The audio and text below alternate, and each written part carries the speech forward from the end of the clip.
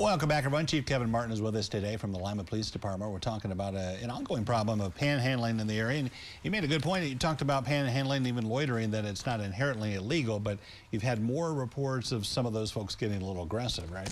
Yes, panhandling in of itself, just that is someone asking for someone else to give them money, is not illegal. But what is often referred to as aggressive panhandling likely can be. And that would include activities such as stepping out in front of traffic, forcing traffic to come to a stop, or making threats in order to try to intimidate people into giving them money, that type of thing. Those activities are very much illegal. One of the things you talked about, too, we have so many good agencies, Family Promise and Our Daily Bread and the Rescue and all these places that are designed to help folks that are down on their luck or homeless. And I think one of the things you talk about, and these agencies themselves, is it's not always a good idea just to hand over money. We want you to refer them to us so we can get them back on a path, right? Absolutely, yeah. Because again, the reason why panhandling occurs so much is because we have people in this community with very big hearts and they want to help. Sure.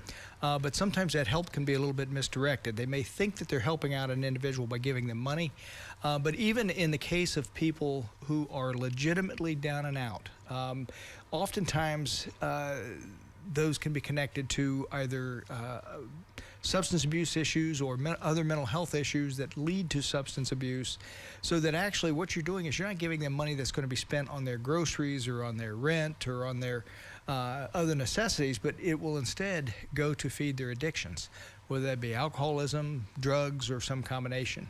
We talked about this issue too because Lima is known so much for the agencies that help the homeless, that other counties have brought their folks here, whether that's a good thing or a bad thing. And we've had reports lately, a couple of cases from Mercer County, where they bring them here, maybe not, I don't know if it's out of the goodness of their heart, but they bring them here, but then those persons are kind of rudderless. They don't know where to go from that point. So that's been an issue. And you've talked about there's a history of that kind of thing. Yes. Now, I'm not aware of any recent situations of that type, but I am aware of situations in the past where other outside jurisdictions have literally driven people here to Lima, dropped them off, and told them to either go to the police department or go into St. Regis Hospital and just tell them you need help and they'll help you.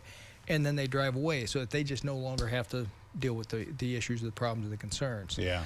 To me, that is an immoral response, at least in my opinion. Rather, instead, what people should be doing is, again, trying to help get them connected with services that are truly going to help them.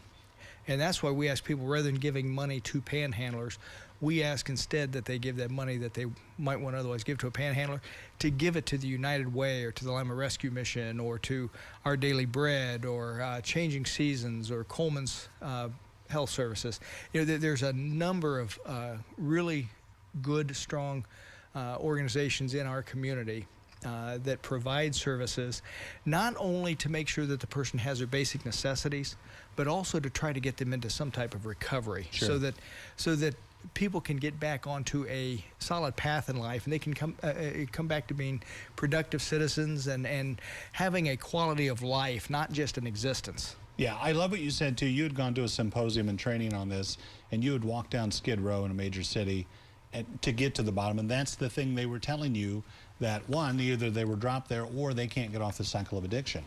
That's exactly it, yes. And again, it was a unique experience. I had a couple nights where, when I was at a mental health summit out in Los Angeles, a couple of evenings walking Skid Row, talking to people who were homeless and having mental health issues, that one gentleman, for instance, had told me he was from Richmond, Virginia, and that they had given him a one-way bus ticket to Los Angeles, telling him that he'd find better services there. And, you know, again, the man was in the same circumstance that he'd been in Richmond, the only difference being that now he didn't know anyone else there that he could turn to for any assistance or help. Yeah. Now you can find these, as you said, you can find the listing of local agencies that can help online. Thank you, Chief, for telling us about it. We appreciate it. Thank you. Don't go away. Medical news coming up next on Noon Edition.